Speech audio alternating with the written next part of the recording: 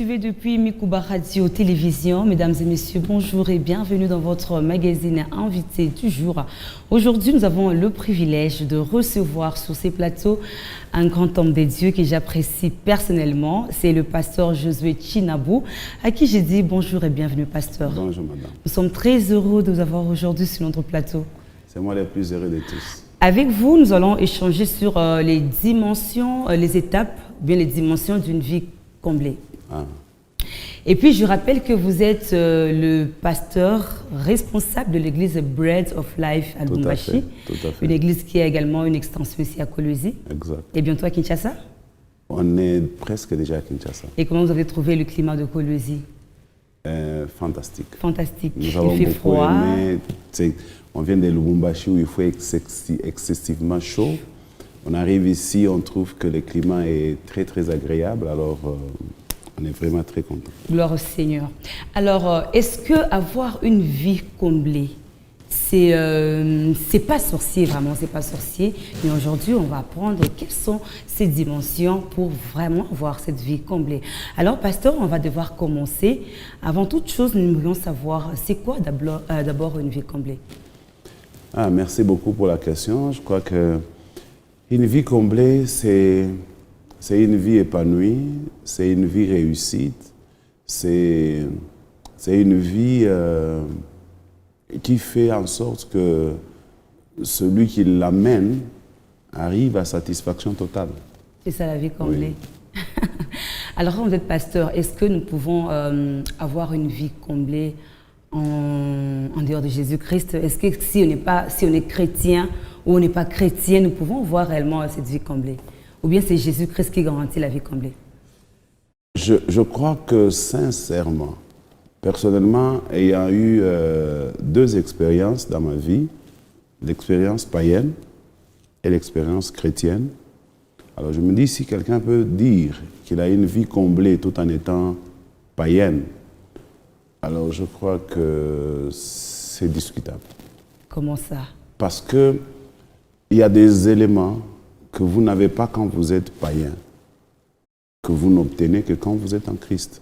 Quels sont ces éléments? Nous aimerions vraiment savoir pour que ceux qui sont les non-chrétiens puissent changer directement de position.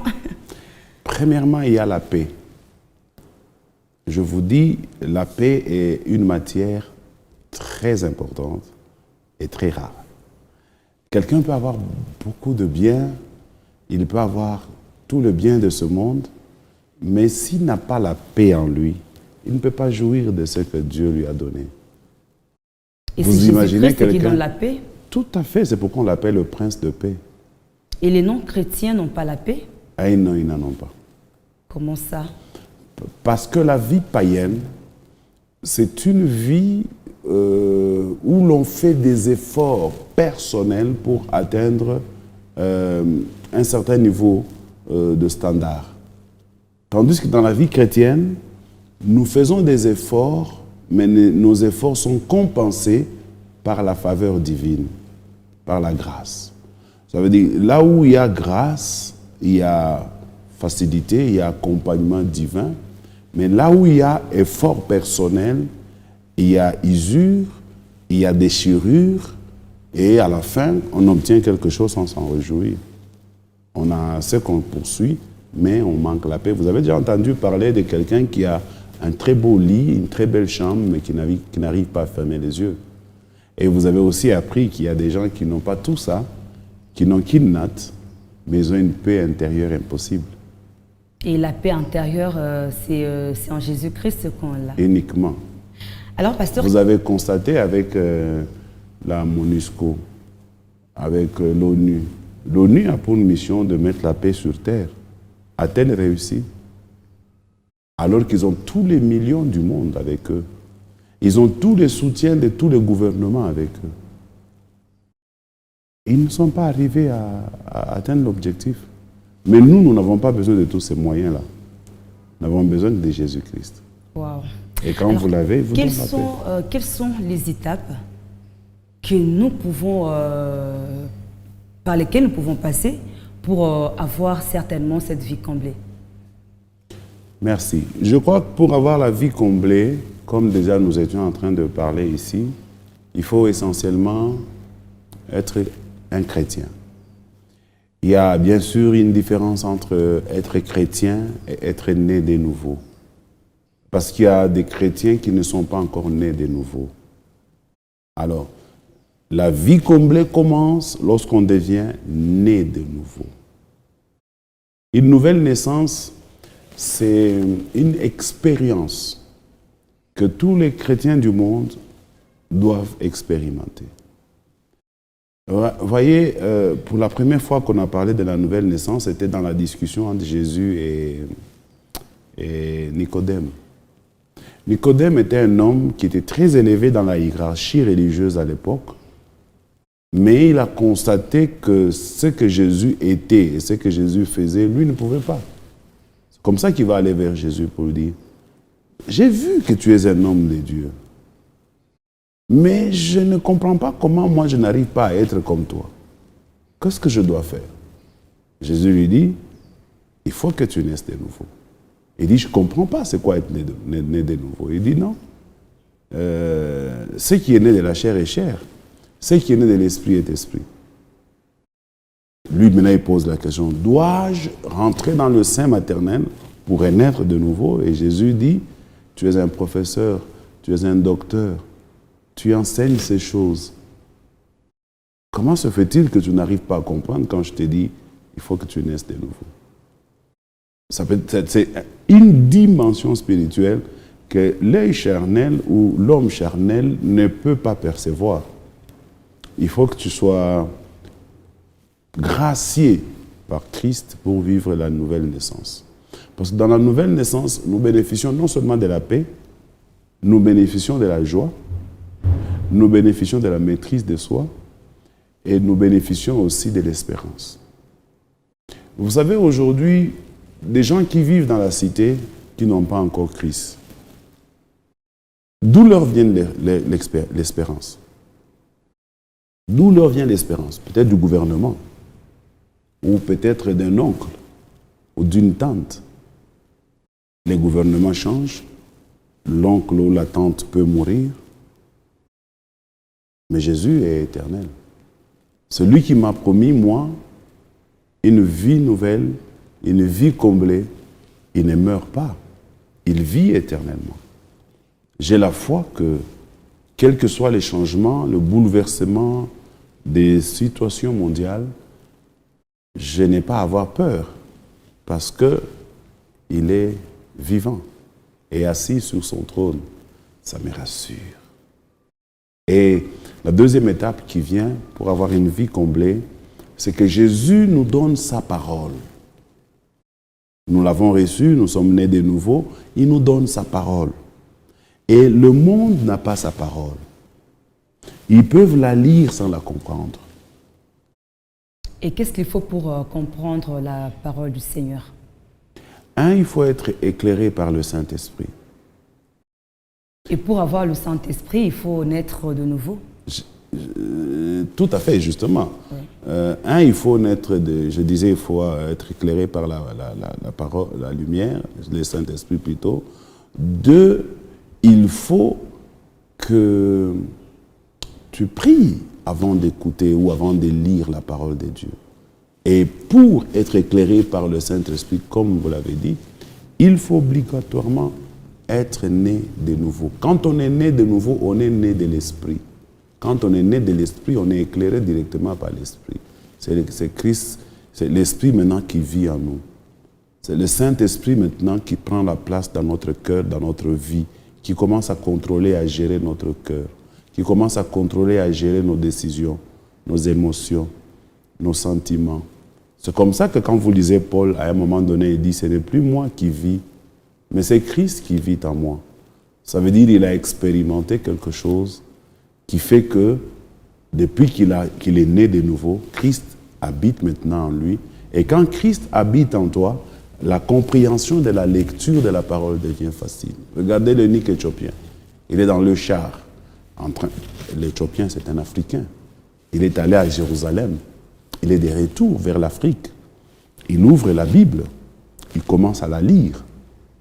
Et puis, il ne la comprend pas. Jusqu'à ce que Dieu comprenne qu'il a besoin de comprendre, mais il ne peut pas comprendre s'il n'est pas éclairé par le Saint-Esprit. Il n'a jamais connu Christ, il n'a jamais été baptisé, il n'a jamais connu la nouvelle naissance. Maintenant, on va lui envoyer Philippe.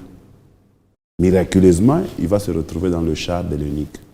Et Philippe va lui poser la question, est-ce que comprends-tu ce que tu lis? Il dit, comment puis-je comprendre des choses s'il n'y a personne qui m'explique? Voilà. Vous ne pouvez pas comprendre la parole de Dieu si personne ne vous explique. Et c'est lui qui doit vous expliquer, c'est le Saint-Esprit. C'est la raison pour laquelle il nous a été légué. C'est pour qu'il nous explique des choses qui sont flouées, des choses qui sont cachées. Parce que la Bible dit la gloire de Dieu, c'est de cacher les choses. La Bible est là, vous la lisez, mais vous ne la comprenez pas. Mais quand Dieu vous éclaire avec son esprit, vous comprenez. Et quand Philippe a commencé à expliquer maintenant à l'eunuque éthiopien, directement il a dit, il y a un flaque d'eau là-bas, est-ce que tu peux me baptiser? Il a été baptisé et il a expérimenté. C'est la première personne qui a amené l'évangile en Afrique.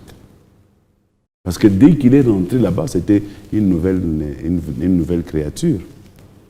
Et il a commencé à témoigner certainement dans sa famille et partout ailleurs. Alors, ce sont les 2 étapes pour vivre la vie comblée? Oh non! Il y a beaucoup d'étapes. Il y a beaucoup d'étapes. Est-ce que parmi les étapes, nous pouvons également citer ou bien avoir la petite partie du matériel? Est-ce que la richesse, le matériel compte également quand il faut avoir une vie véritablement complète? Le matériel, la richesse n'a jamais été ou n'ont jamais été une mauvaise chose en soi. Si quelqu'un vous dit que l'argent ou c'est démoniaque ou que le bien matériel sont sataniques, il est en dehors de la parole de Dieu. Je ne pense pas que Dieu est là au ciel où il vit dans la pauvreté. Dieu n'est pas contre ces choses-là. Mais Dieu veut mettre un cadre dans lequel nous devons avoir ces choses-là. Un cadre où ces choses-là entre nos mains ne feront pas de nous des êtres très dangereux à l'égard des autres. Alors, c'est comme ça qu'au travers de la parole de Dieu, nous découvrons 11 dimensions qui nous permettent maintenant de vivre cette vie comblée. Mais faute de temps, on ne peut pas parler de toutes les 11 dimensions. Je peux peut-être vous citer rapidement quelques-unes. Oui, c'est très important, si vous pouvez nous les citer rapidement. Je vous cite même 4 ou 5. Nous avons la première dimension que je vais vous expliquer, si vous me permettrez après. La première dimension dans laquelle l'homme doit évoluer pour vivre une vie comblée, c'est avoir la maîtrise du monde spirituel. Vous savez, madame, que le monde spirituel dirige le monde physique. Et tout ce qui est physique a été spirituel avant de l'être. Et si vous voulez avoir ou comprendre quelque chose, rentrez d'abord dans les spirituels. Vous aurez la facilité de comprendre ce qui est physique. L'erreur que le monde fait, ceux qui n'ont pas Christ, ceux qui n'ont pas la parole de Dieu, eux, ils veulent comprendre les choses physiques pour maîtriser la vie et avoir une vie comblée. Par les choses physiques, vous ne pouvez pas avoir la vie comblée. Je vous donne un exemple. Mais les matériels et physiques. Oui, mais ce physique-là commence dans le spirituel. Comment ça? Parce que l'argent, nous les palpons. Quand Dieu veut créer l'homme, l'homme il est physique, n'est-ce pas? Oui. Quand Dieu veut créer l'homme, il l'a créé comment? Il a d'abord créé l'homme spirituellement. Quand il dit créons l'homme à notre image, à notre ressemblance, afin qu'il domine. L'homme n'existe pas. Mais déjà, il a une conception de l'homme. Il sait ce qu'il veut faire. Entre ce qu'il concevait là et l'homme qui a existé, qu'est-ce qui a précédé? La conception. C'est la conception. Et cette conception-là, elle est spirituelle. Elle n'est pas matérielle. Le spirituel a toujours dépassé. Même la richesse ici, vous voulez la voir, vous devez l'acquérir spirituellement d'abord. Le combat que nous avons, il n'est pas matériel, il est spirituel. La première dimension, c'est la dimension spirituelle. Paul dit, nous n'avons pas à lutter contre la chair et le sang, mais nous avons à lutter contre les principautés, ce sont des esprits, avant de voir la victoire charnelle. Excuse-moi, j'ajoute encore un élément. L'élément que je voulais ajouter, c'est lequel? Bon, il m'a échappé. Alors, pasteur, qu'est-ce qui justifie? Parce qu'actuellement, nous avons remarqué que les chrétiens sont majoritairement pauvres. Est-ce que vous êtes d'avis quand je dis que la compréhension de la parole de Dieu nous fait entrer dans notre héritage? Vous avez épinglé une chose très importante sur la compréhension de la parole de Dieu, et le Saint-Esprit nous aide à comprendre la parole de Dieu. Mais j'ai l'impression comme si le chrétien ne comprenne pas très bien la parole de Dieu. Justement. Parce qu'ils sont majoritairement pauvres au moment où la Bible dit l'or et l'argent appartiennent à Dieu. Comment lui qui est notre Père, il est riche, et nous qui sommes ses enfants, nous sommes vraiment, vraiment pauvres? Nous n'avons pas fini parce que nous parlons un peu en désordre sur ces débats ici. J'étais en train de vous donner les différentes étapes. Mais comme vous avez posé cette question, je vais quand même vous répondre. Nous n'avons jamais enseigné que la finalité de l'homme, c'est d'avoir des richesses. Non. La Bible dit quoi? À quoi servirait-il à un homme de gagner le monde s'il perdait son âme? Qu'est-ce qui est plus important pour l'homme? C'est de gagner les richesses de ce monde pour dire qu'il a eu une vie comblée? Non. Ce qui est plus important, c'est de sauver son âme. Avoir une vie comblée n'est pas comparable à avoir des acquisitions. Vous pouvez en avoir et ne jamais fermer l'œil la nuit. Mais quand même, ça fait partie. Ça donne une impression. Mais le vrai bonheur, il n'est pas dans les matériels. Pasteur, qu'est-ce que vous pouvez comprendre quand on dit que le ventre affamé n'a point d'oreille? C'est une expression française qui n'a rien à voir avec la Bible. Et alors, quand je dois être à l'église tous les jours, je n'ai pas de quoi manger à la maison, vous pensez vraiment que... C'est la raison pour laquelle, madame, je voudrais que vous puissiez comprendre qu'un chrétien doit être éclairé pour connaître ce que dit la parole. Il y a beaucoup d'hérésie, beaucoup d'incompréhension dans la parole de Dieu. C'est comme ça que j'étais en train de vous parler des 11 dimensions. Je vous dis, la première dimension, c'est la dimension spirituelle. Déjà, vous voyez qu'il y a beaucoup de choses à discuter là-dessus, mais il y a une deuxième dimension pour le chrétien qui veut être riche ou qui veut se sentir mieux. Il y a la dimension que j'appelle la dimension de la terre. Est-ce que vous savez que la terre, c'est elle qui nous a engendrés? Que nous sommes venus de la terre? Oui. Est-ce que vous savez que tout ce que nous avons ici vient de la terre? Tout autour de nous, tout ce que tu vois, tout, même ce qu'il y a dehors, vient de la terre. Le fer vient de la terre, le bois vient de la terre, la nourriture vient de la terre. Donc notre vie est liée à la terre. Alors si un chrétien ne maîtrise pas les fonctionnalités de la terre, comment veux-tu qu'il réussisse dans la vie sur le plan matériel? Et les pasteurs qui n'enseignent pas aux chrétiens sur comment travailler, vous nous apprenez tout simplement prier, chercher premièrement le royaume des cieux et toutes choses vous seront données par-dessus. Par manque de la compréhension de la parole de Dieu, voilà. Nous nous plongeons dans la pauvreté extrême. Tout à fait. Vous ne pensez pas que c'est le moment que les pasteurs changent des positions, changent leur façon d'enseigner la parole de Dieu aux chrétiens? Justement, c'est pourquoi j'aime votre émission. Parce que aussi longtemps qu'elle sera perçue par d'autres pasteurs, ça pourra peut-être les aider. J'étais en train de vous dire que toute la vie de l'homme se trouve sur la terre. Toutes les guerres que tu vois au monde, c'est autour de la terre. Et les chrétiens doivent aussi entrer dans ce combat.